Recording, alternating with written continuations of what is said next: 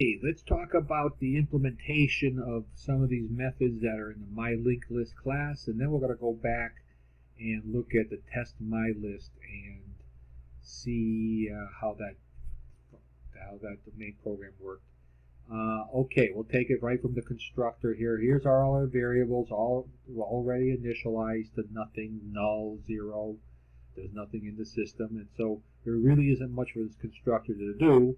It's before you even construct the object, the compiler will automatically null out all the fields of this object anyway. So that's easy to do.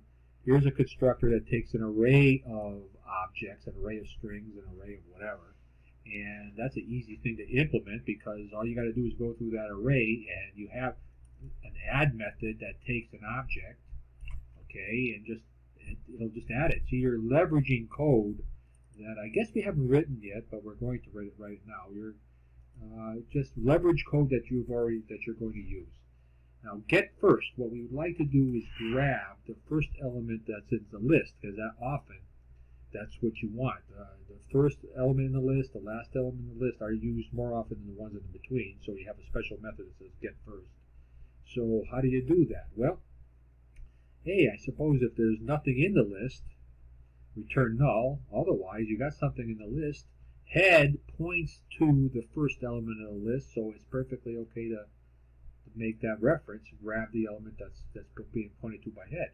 Now, this is the code that's in the textbook. I don't particularly like it too much because head is assumed. This code here assumes that head is not null in order for this thing to work. You can't reference an element from a node that's null. So in here he's determining that by using another variable. Personally, I would have written it this way. If the head pointer is equal to null, then you know what? You don't have a list. You don't really have a list of anything, so we're going to return null. There's no need for this else. Otherwise, let's get rid of that. That's what you do, line 37. If you get to line 37, head is pointing to something, so grab that something. Grab the element. Get last, get last, you have a pointer that's pointing to the very last element of the array. So you're going to be referencing tail. And so pretty much the same thing as I did here. I'm going to say tail. If tail is equal to null, then return null. Otherwise, let's put that back. Otherwise, return the tail element. See? And the nice thing about the get methods is that they really don't change the linked list much at all. So you could see that these operations here are big O of 1 operations. They take, whether you have 1,000,000 elements in the linked list or 10 elements in the linked list, grabbing the first or the last takes the same amount of time. It doesn't depend on how many elements you have in the list. Okay, now add first. Now we're going to add things to the array. Now add first. Let's take a look. Let me just show you the code, the diagram that's in the book here. Add first is basically a manipulation of this head pointer here. Okay, so this here, a new node is to be inserted, so we have some new information that's going to be inserted at the very beginning. We create a node for that. And so then what we got to do is make sure that head has got to change. Head is going to point to here. But don't make it point to there yet until you say this next pointer has to point to the old value of head. Then head has to be changed here. See? Here's the new value of head, and then next points to what it was before. Now, if you were to do this, if you were to move head and moved it over here, you would have lost the location of that head. So, if you lose a pointer, then you're doomed. You can't get it back. If this head were, if you said head is equal to the location of this, you have lost the location of that head and you're doomed. Okay, you've got to make sure that this pointer gets assigned to the old value right there, and then head points to the new value. That's what we're going to make sure we do. So let's go ahead and move this out of the way now. Okay, let's move that out of the way. take a look at what we're trying to do. Okay, look at what we got here. Create a node. This constructor takes what you pass it and dumps it in and initializes that node. Then we'll call that new node. Now look at this. Okay, the order in which you do these two things are very important. New node.next points to head. Okay, so this node here's next field is pointing to the value of head. Head now becomes new node. Make sure you increment the size. Line 55 and 56, very important. You know, if tail equals null, then what happens is, before you even did this insertion here, if tail is equal to null, head would have been null. There was nothing in the list. You've got to make sure that that element, that tail, points to the end of the list. So if tail is equal to null, then this tail has to be assigned head, because now you have a one node list, and at least tail now has the proper location in itself. This is big O of 1 as well. I mean, adding something to the list at the very beginning, at the end, okay, is big O of 1 as well, because you don't have to scan the list or move. Doesn't matter whether you have 1,000,000 elements or 10 elements, it takes the same amount of time. Look at add last. Add last is going to manipulate the tail, so you know that's what's going to happen. We create a node. That node is going to have a null next pointer by default, by virtue of doing the constructor. We're asking the question, hey, if tail is equal to null, head is null as well. So we're going to make new node is now going to be the value of head and tail. Now the more interesting thing here is, listen, tail.next. The current value of tail is pointing to the end of the node, the end of the list. Okay, the next pointer is going to be pointing to new node. Tail points to new node. You're good to go. Increase the size. Very, very good.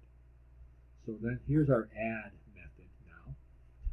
Now, I like some of this code. I rewrote. I didn't particularly like this code. I saved it. This is what he has. It works the same as what I'm going to show you here. But personally, I like my version a little bit better. And that is, let me just locate it. Let me just locate something that, okay, there it is. Okay. I want to add to a particular index. Okay. I'm going to leverage the boundary conditions here. See this index equals here? If I want to add it if index is 0, you want to add it at the very beginning. You know you're going to be manipulating the head pointer. So why don't you leverage the code that you've already written to manipulate the head pointer? Same thing with last. You want to add something to the end. If the index is bigger than the number of elements in the array, then I guess you want to add to the end, so have that. So this code here is when you want to add something to the middle, in the middle of the linked list. So I want to bring this up here. Okay, and so this, basically what happens is we would like to insert somewhere here, like this is 0th element, this is with the very last element. Say this was 3 or something, like we say this is index 3. Okay, we need to locate the third index. So this guy here, this is the index 3, and this is index 2. We want to insert this thing in between. Now, the way I would do this is to have 2 pointers. Okay, let me put this away. I'll put this away. I screwed up my things here. Hold on. I screwed up my windows. Okay, let's move this out of the way here. Okay. First off, we need to locate the third node. Okay? Locate the third node. Okay, let's pretend this is the third node. 0. Move the pointer until you found the third node. Forget these guys over here. This is his code. Pretend current is the third node. We point to the third node right there. I need to have a pointer to the previous node. Okay, I need to have the previous node, the node just before the current.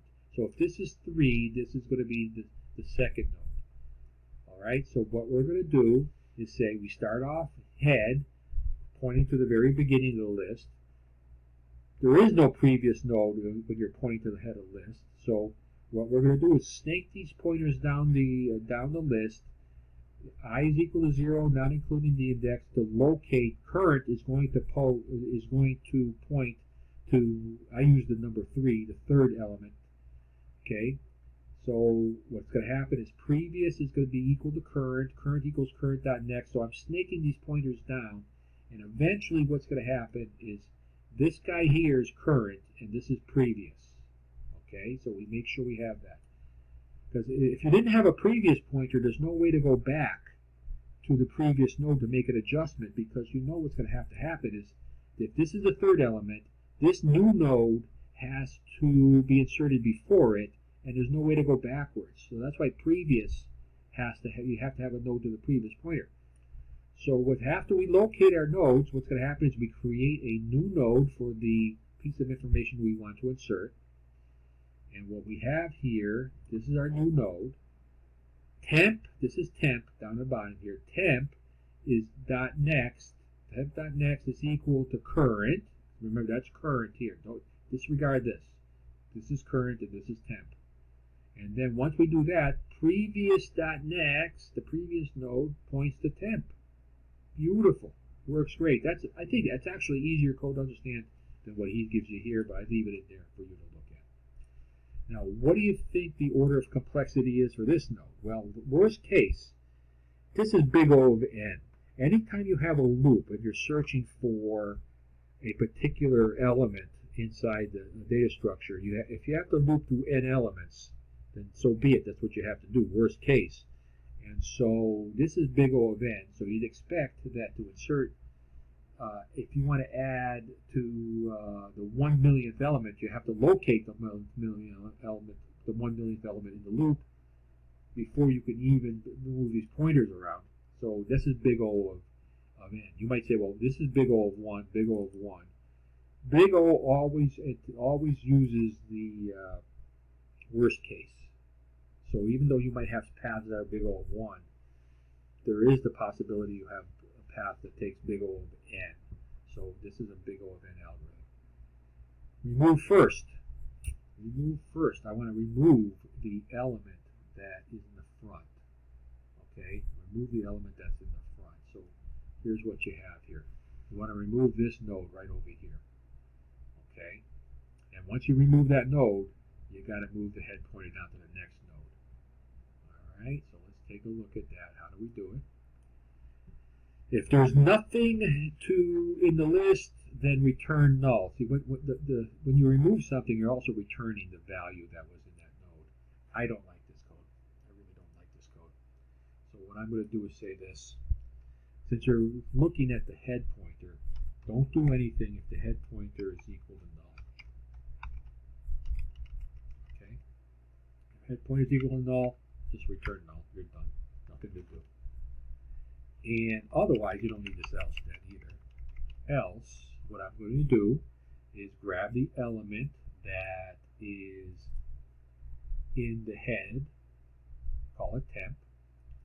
Okay, move the head pointer to the next node, decrement the size because you removed something, and then we have to worry about, hey, if heads equal to null, you get, okay, if after you remove the first element and heads equal to null, you got to make sure tails also equal to null to maintain the integrity of the data structure and return the value that you saved up here. Now, this looks like big O of 1 in terms of the operation. Okay. If you wanted to remove something from the array, that's a powerfully inefficient algorithm. If you had an array of elements and pretend you had 1 million elements and you want to remove the 0th element, you could certainly return the 0th element, but the problem is you have to move all those other n values down. And since you're going to need a loop to do that, and that's going to be a big O of n type operation there. Removing last is going to be a complicated thing. Let's see what we've got here. If there's nothing in the loop, fine. Okay, here's what he's got.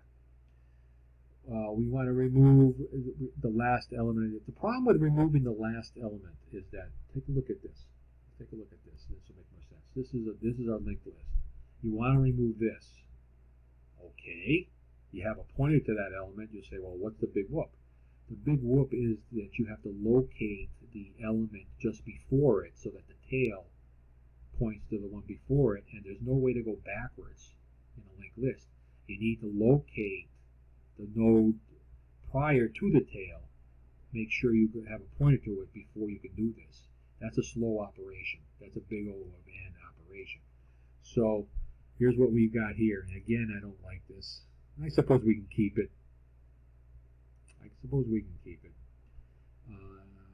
So I really want to touch the head pointer, but that's all right. We can keep this code. If size is equal to 0, return null. Good to go. Done. Don't need this else part. If size is equal to 1, then heads and tails are the same. We return whatever is in the head pointer. Return that. Make sure you clear out all those fields there. Return temp. Okay, then we're done. We don't need this as well. Okay, now what you're going to need to do, what this code is doing here, is, and notice size minus 2. That's not a type graphical error. You need to locate the node prior to the tail, and this is code that's going to search for the node before the tail. Okay, don't need it to prior, just need the current. And once we locate the node before the tail, what's going to happen is we grab that tail element. Okay, tail is equal to current.